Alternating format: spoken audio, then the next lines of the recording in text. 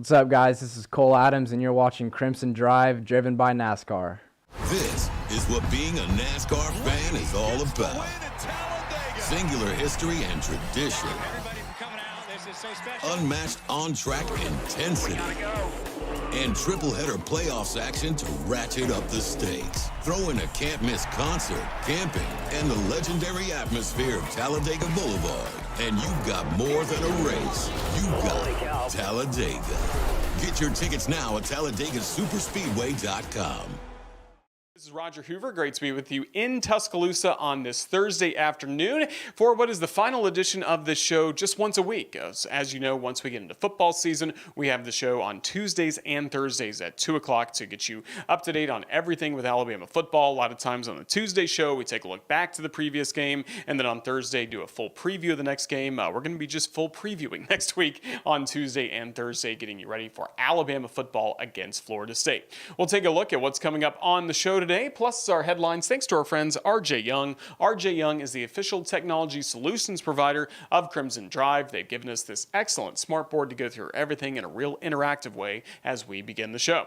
First things first, coming up on the show, we'll first visit with Katie Windham of Bama Central, get her thoughts on Alabama campus. Over the last few weeks, we've had a lot of different perspectives on preseason camp for the Crimson Tide, starting with Colin Gay a few weeks ago, Nick Kelly from AL.com, Colin Gay from the Tuscaloosa News, and now today, Katie Windham from Bama Central. Then we'll take a look back to Hey Coach last night, a fun edition of the show, as we had Wes Hart along with Charlie Potter from Bama Online, and they were joined as well by David Ballou, getting to chat with Chris Stewart at Baumhauer's Victory Grill here in Tuscaloosa. You hear thoughts from the head of strength and conditioning coach for the Crimson Tide, David Ballou. He will give you a breakdown of what he's seen from Alabama, really not so much in preseason camp, but all year long, and especially in the weight room, January, February, getting ready for this season.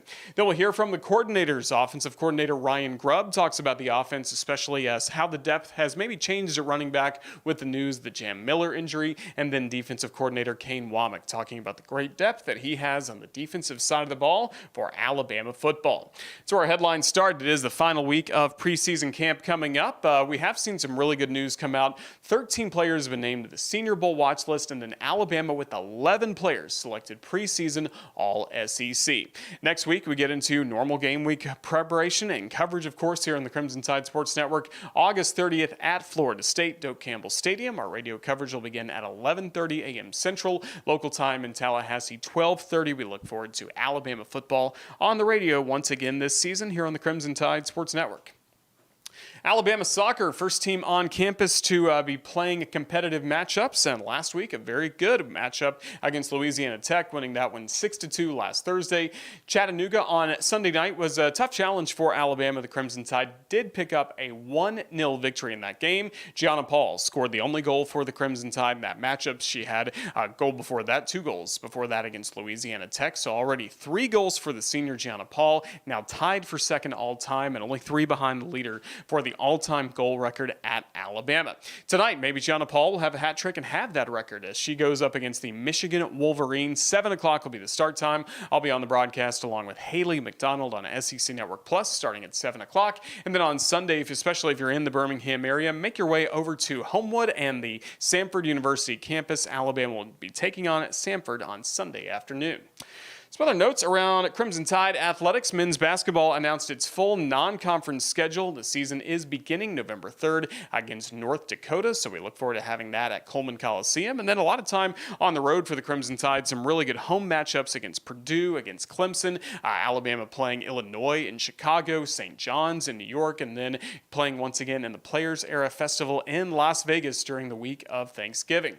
Volleyball, their season will begin coming up on Friday, August 29th with 2 matches and the Crimson Tide Invitational. We'll talk a little more volleyball coming up next week as we get closer to the start of Alabama volleyball season under Rashinda Reed, and of course football season coming up as well for the Crimson Tide. That's our focus with Katie Windham, who covers Crimson Tide football for Bama Central. She breaks down every key storyline from preseason camp as we get ready for week 1 against Florida State. Katie, it's great to see you as we've had a preseason camp now starting to wind down on this final Thursday of the final week before game week. Just overall, what have we learned about the Crimson Tide the last few weeks?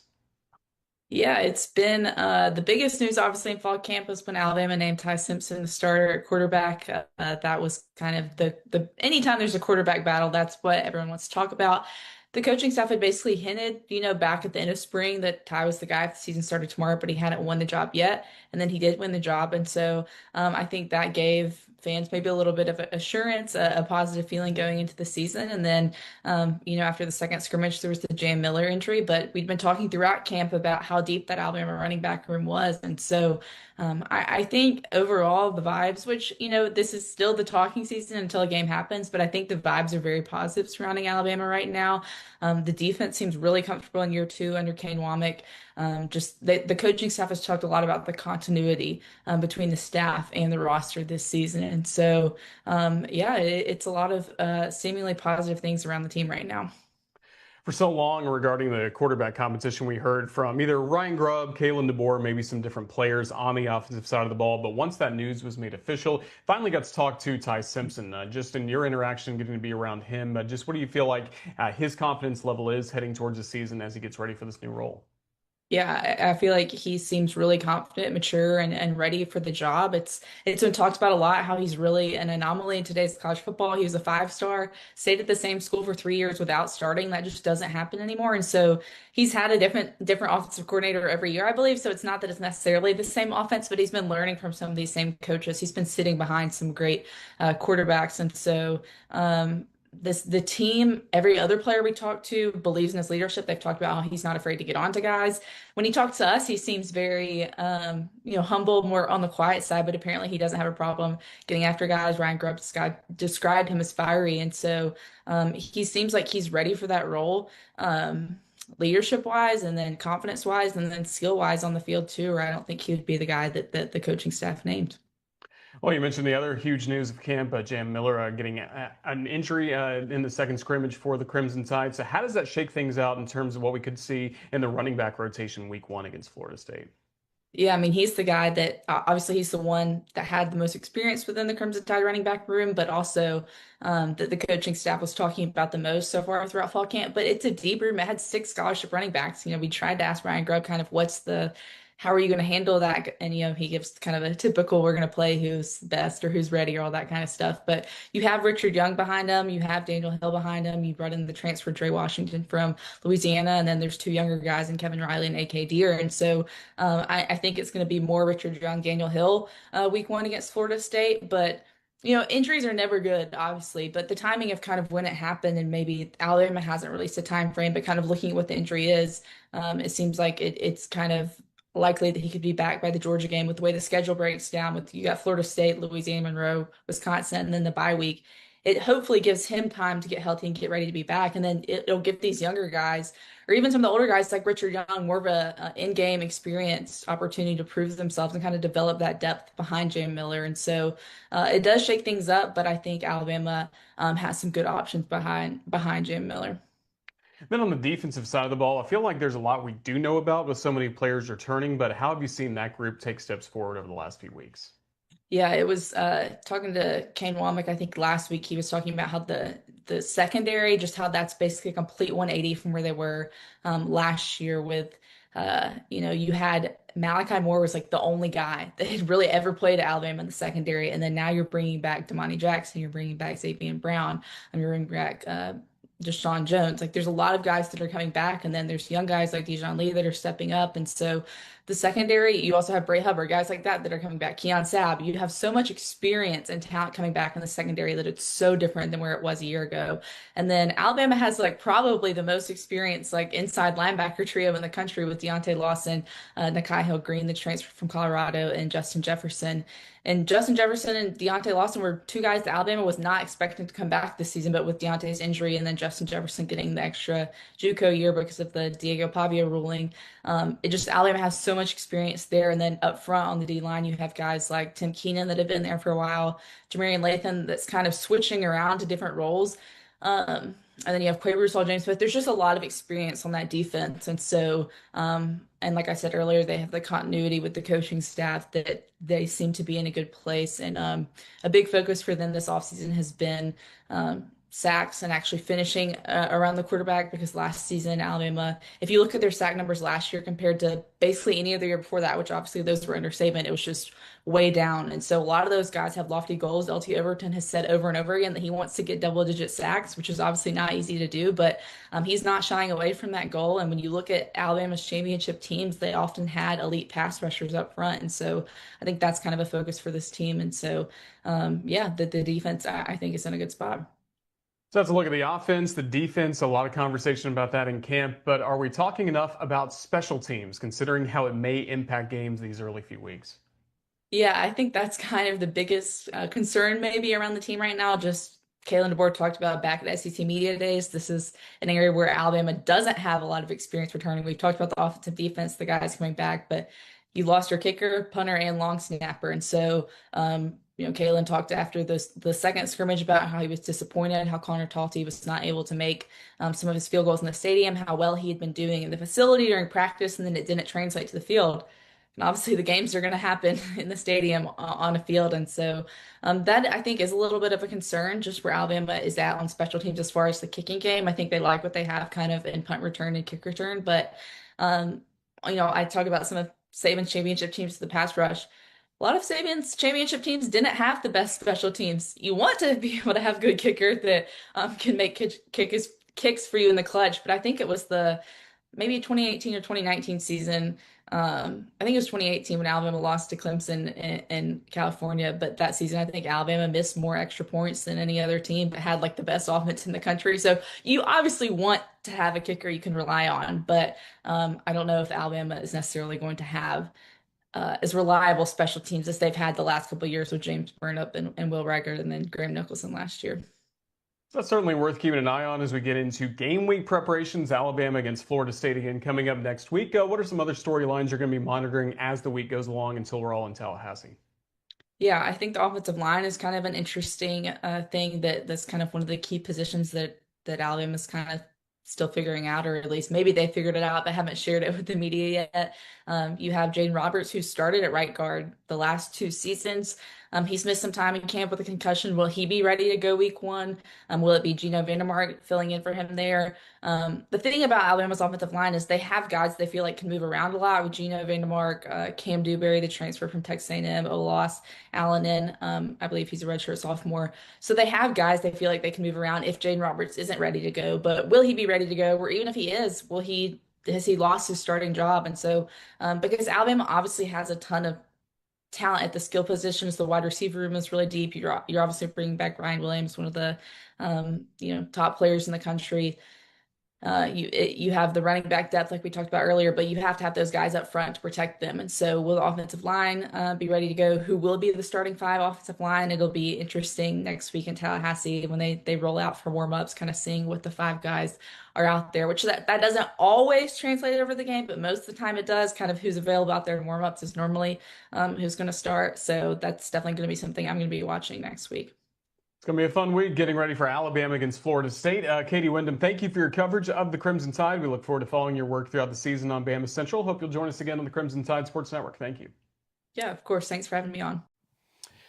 Appreciate the time of Katie Windham. We always catch up with her at some point during the season as well to get her thoughts on Alabama football. Now it's a great time to hear the thoughts of David Ballou, who is the strength coach, conditioning coach for Alabama football. He was here before with Coach Saban, and now he is in year 2 getting to work with Kalen DeBoer. He joined Chris Stewart last night on Hey Coach and the Kalen DeBoer Show at Baumhower's, breaking down everything he's seen so far from the Crimson Tide, starting in the weight room, really starting as soon as the bowl game against Michigan was over. Here's a fun conversation with David Ballou from last night's edition of Hey Coach.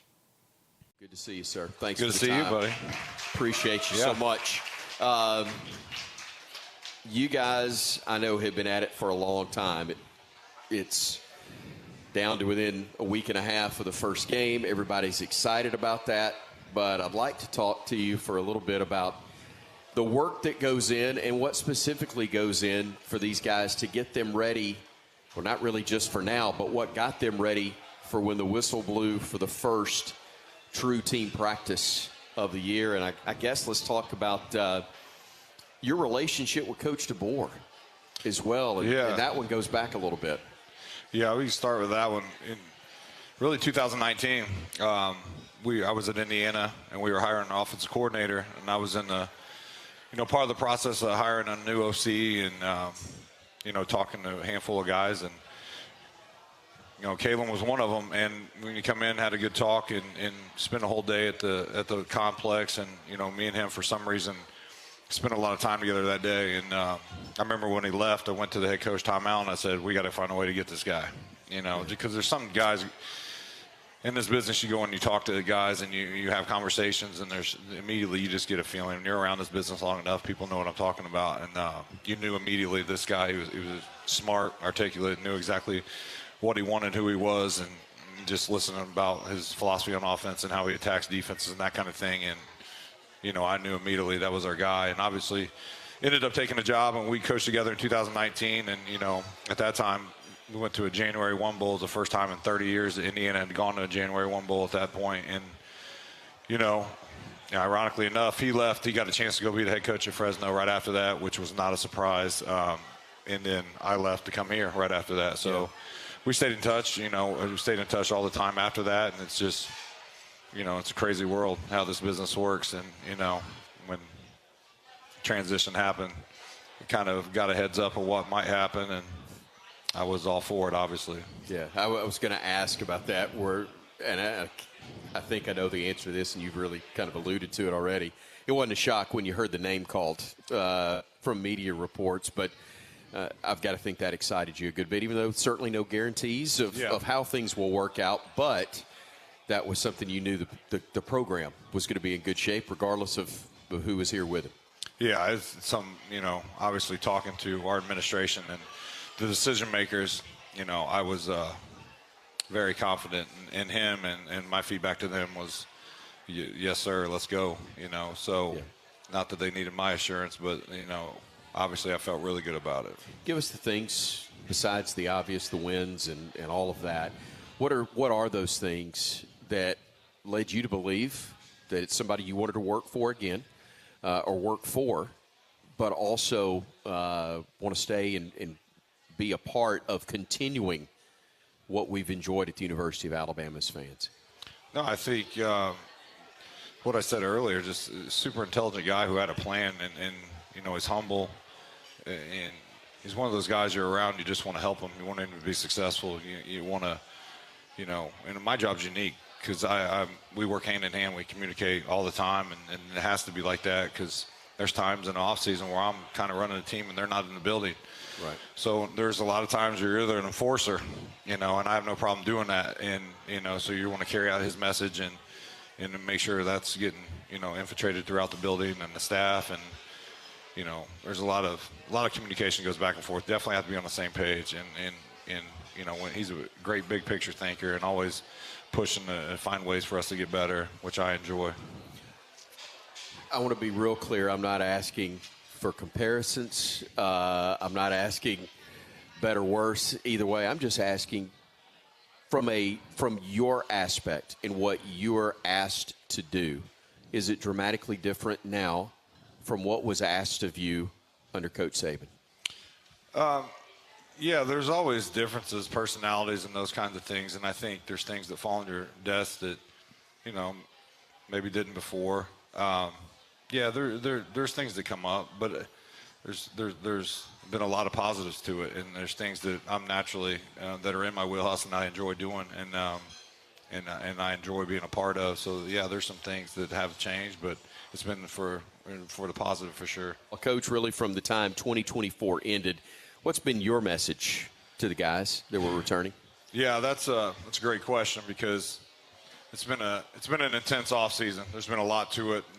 Some things we'll keep inside the building, but there was an immediate team meeting right after we got home, and we started, I think it was ended up being January 14th or 13th, somewhere around there, and we had a team meeting, and, obviously Coach was able to speak what he wanted to speak, and I was able to get in front of the team, and we had a very emphatic and direct message to our guys that what just happened wasn't good enough. There were some things that were addressed, and there was some accountability, and there was almost a, don't want to say a line drawn in the sand, but there was, we got put in we got put in a situation that was no one's fault in the transition from the year before, where the rules in college football where you had to guard the door and hopefully guys weren't going to bounce out. The way we were put in a position of, you had to almost be in a position of, this is why you need to stay here and be in that mode. And honestly, that mode kind of lasted for a while. And it's the nature of college football nowadays. Sure. But we finished that season. That was over. Yeah. We're done with that. And it was very, to be very honest, it was this is how we're going to do things. You don't want to be here to leave. Right. And it was said in that way, in that tone, and it was carried out on a day-to-day basis and has been up until we sit here right now. We were fortunate enough. The guys have done a great job. They've put their best foot forward and really tried to compete and hold each other accountable. We didn't have anybody go in the portal in the spring. We added some, new guys in the summer, and it's been the same chemistry since then. But it's been tough. We've tried to challenge them. We've tried to put them in uncomfortable situations. We tried to give them conflict, and we tried our best to put pressure on them on a day-to-day basis, because that's what this place is, and that's what they're going to see here when we get started here very soon. So you try to get them prepared for that, and you just try to make sure that in the end that they've been battle-tested the best you can, and that's the best way for me to describe what we went through. And it was hard. It was really hard, and there was a lot of lively conversations that happened and a lot of confrontations that happened, but in those, a lot of positivity came out of it. I think a lot of growth came out of it.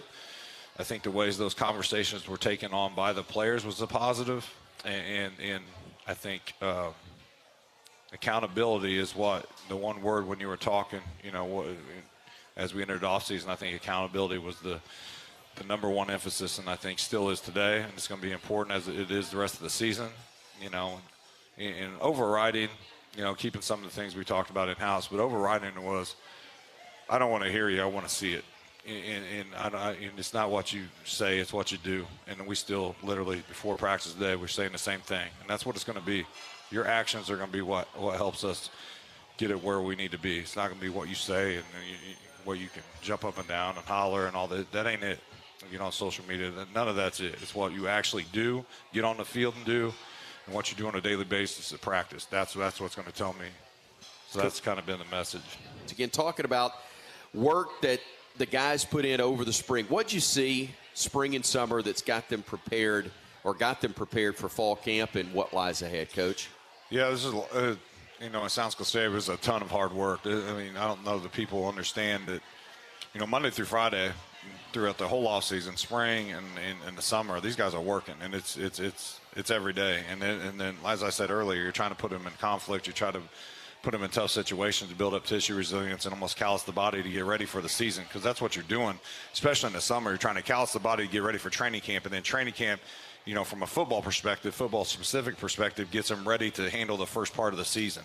Then as you go through the first part of the season and you're playing those games and you're practicing, that gets you ready to handle the middle point and then the end.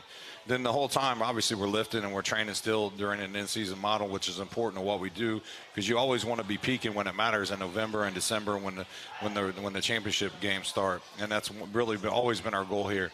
And that's why we're meticulous about tracking data, using sports science and analytics to dive into that stuff, and we track it. And that's the goal, to make sure you're peaking when it matters. But all of it builds up onto itself, and it's all about tissue resilience, callus in the body, and being able to, take on the, football's a contact sport. It is what it is, and it's a tough sport. So you're trying to get the body ready to be able to absorb that and to be able to absorb it daily, day after day after day, and not be, a shock to the body where it becomes a problem. Talk to me about how closely you and Jeff Allen work in those two sides. A lot of people not understanding think it's the same thing, and this is what you do. Truly is a science, Coach, and no knock on what's been done historically with strength and conditioning, but there's far more to it than just weightlifting. There's no question. There's a ton to it, and there's a lot of, we're very fortunate here, and our administration's supported us and kind of reached out, and we've got a lot of technology, a lot of, all you got to do is look at our weight room, and everybody in the country is kind of envious of the things that we have in there and the technology that we have, because it just allows you to dive into the players in individualized training, because every player has weaknesses, flaws, limitations, issues physically that need to be addressed in training. All of them have them. Every single, the best of the best have had them. Najee Harris had them. Devontae Smith had them. Jalen Waddle had them. They all have them. So it's our job to go find out what they are and ultimately go to help fix them and try to get in front of them, because there are indicators through data that bad things are coming. And this is football. You are not going to prevent every injury. Anybody that tells you they can prevent every injury in football is lying to your face. They can't. Okay, but what you can do is minimize it, and you can minimize the severity, and you can try to, minimize the frequency of it. And that's what we try to do. That's the fight every day. And as you said, Jeff Allen is a huge part of that. And our staffs work side by side. Every second of the day, there's a communication going on between our staffs, and it's really, in our world, it's called a high performance model, where you got strength and conditioning, the sports medicine, and the nutrition all working together. And if those three heads don't work together, you're not going to be able to give the player the best product to maximize whatever they have from the genetic potential perspective. Because if you have a hole in any one of those three departments, it's going to affect the player, and ultimately it will affect health and it will affect performance. So we're lucky at this place. We're looked at as one of the models in the way we operate. But it's having no ego, being open-minded, continuously wanting to learn, and leaning on the really good personnel that we have in the building, which we do. We have a very good. Our strength staff is as good as anybody you're going to find in football, not college football, in football. There's a reason everybody comes to try to hire our guys every year, and I know Jeff feels the same way. So we're fortunate and be able to lean on those guys, and because there's 120 players, you got to have a lot of people. It's not as easy as one guy oversee everything. There's so many moving parts to it, but you got to be organized. You got to be a good communicator, and you got to be able to relate to the players and make them understand the why. That's the important part. They want to know the why, and that's where data helps you. And they like that. Our players love it. They believe in it. That's why they've really bought into what we do in that room, and it's a big part of what we do. But yeah, the relationship with Jeff it's a big deal, and you'd be surprised at how many places across the country or places of football in general that's not always the case. Right. And it's a huge problem for the program if it's not. I understand that guys have to do the work in the weight room if they're going to be as good as they can possibly be on the field. Tell us how that truly translates, though, the work you put in the weight room. And give me a few guys that really stand out to you from the work they've put in there. Yeah, I think it's all transfer of training. It's what we talk about all the time, transfer of training, because you're right. If it doesn't transfer to football, okay, then it doesn't matter. And what we always tell them, if it doesn't transfer to football, we don't do it. But if it does, transfer to football. And if it does transfer physiologically, address weaknesses, flaws, limitations they have, we do it hard, really hard. And we attack it. And so it's the joint angle, the joint specificity, the nervous system. It's all those things that will show up on the field when it matters. But then you go back to specific players. There's so many of them. There's so many guys on the roster. But you go, like I just in practice today, I'm watching like Jordan Renaud, James Smith. Some of our guys up front just today just stuck out to me. And you think there's some of our DBs like Bray Hubbard who's just flies around. And all these guys were just phenomenal in the offseason. We had so many guys work hard. And, the offensive line up front, the Parker who's perfect every day and his work ethic and being just a great teammate and working his ball. But you see it translate to field. Proctor's done a really good job. The rest of those guys like Dewberry and the rest of those guys that's feeding off on them. And even the young kids like our whiteout group, the whole room's just relentless competitors and hard workers. The same with the DBs. There's so many guys I could go through, but those, when you said that, those couple guys that stood out, and that's probably more so from recent just being at practice today and kind of watching. Is there a theme or a trend that you notice with this group? There's no doubt about that, and toughness has been talked about a long time from January 14th. Toughness has been, we've leaned into it.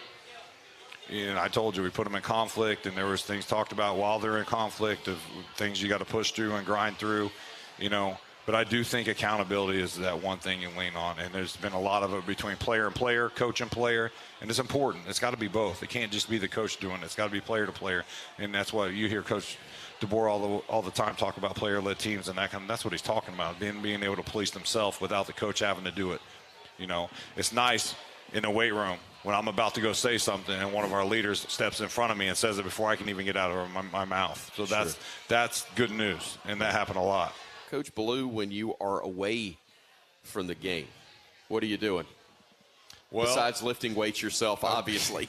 I was about to say, I'm a little weird in that I do love training myself and to kind of help keep me mentally right. But when I'm not in the rare times we do have free time, we're definitely like the number one thing. You know, my wife's over here, Leah, and my daughter Aubrey's over here. But one thing we'll definitely do is we'll go find a beach somewhere. We're all beach people. I can be on a beach all day long.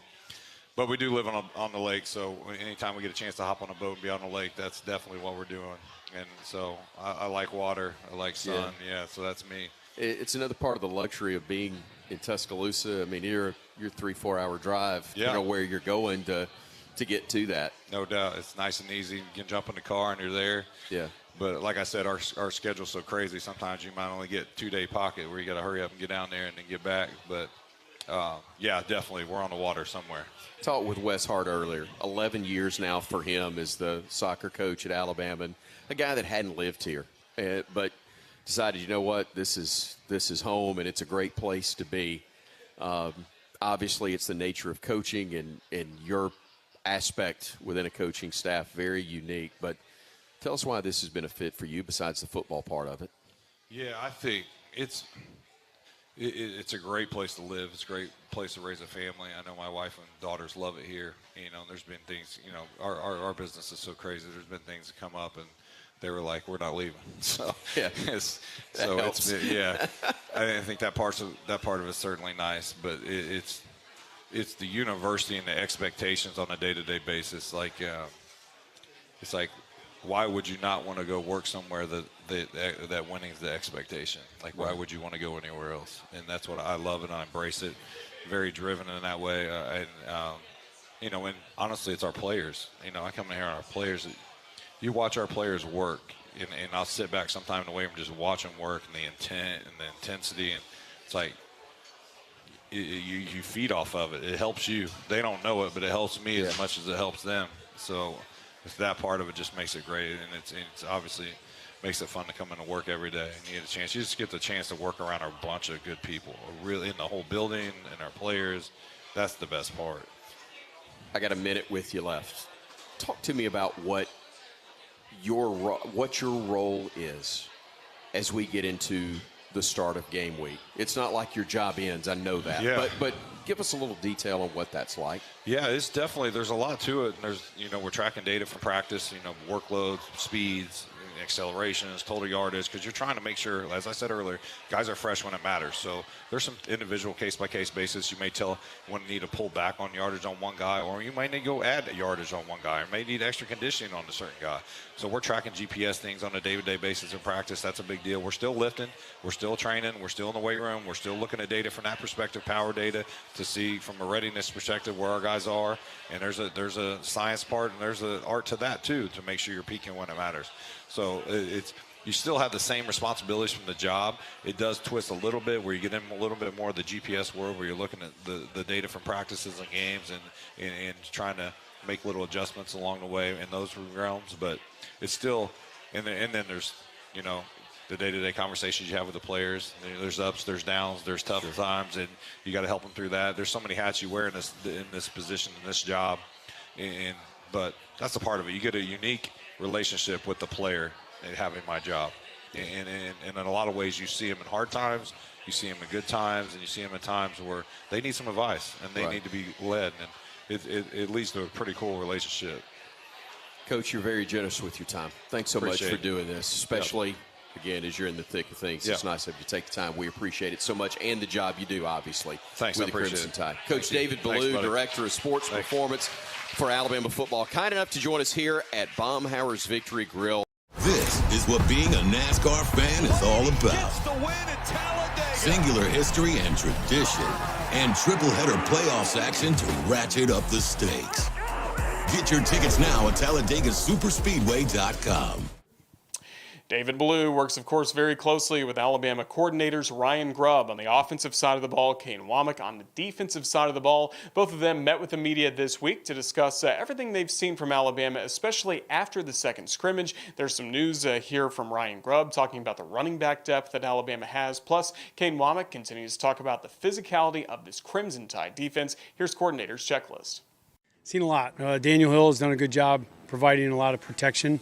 And I think he's gotten a lot better at that as far as with his eyes. He's a super physical guy. I think Daniel has started to run like the back we saw in the spring. Early in camp, I thought he was a little bit slow to come to that. Dre has great vision running the football. He improves every day still. I think some of the pass protection responsibilities are things that probably were not in his wheelhouse prior to getting here. Kevin Riley has started to show up a little bit. He's a guy that has really nice vision. Not as big a back as the other guys, but runs very physical and is really good out of the backfield.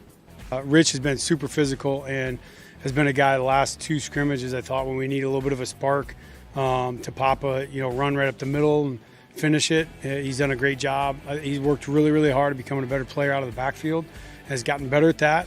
Very responsible. He cares a lot. He's tough, physical, and we love him.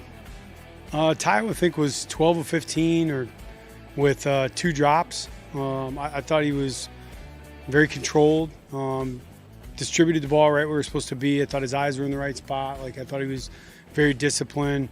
We were trying to put him in some spots in the fringe and things like that to see how he'd respond and make sure he takes care of the football, keep us in field goal range, all those things. And I thought he responded really, really well. Had calm demeanor when it was good and bad. There was a couple flows there. We started out really fast again and did a nice job, and we hit a little bit of a lull. I thought he was there to respond. Austin started really, really clean, had a really nice touchdown drive to start. Keelan was doing the same, marched down the field. We had a couple hiccups up front there that put the ball backwards a little bit, but I thought initially in the scrimmage, all 3 of the guys played really, really clean, accurate throws, pushing the ball down the field when they could, and were smart with their checkdowns. Cam and Gino doing guard, how comfortable would you be rolling out there with them if Jaden's not back? Very comfortable. Those are 2 veteran players, very versatile too. They can both play left or right, so they're interchangeable. But Cam brings a lot of physical presence to him. Gino is a savvy player that knows how to connect with his center. Well, I mean, there's give and take to that, right? There's things that we got to figure out. There's things that they got to figure out. And so that's ultimately, you kind of go back and you look at these guys, what they've done in the past.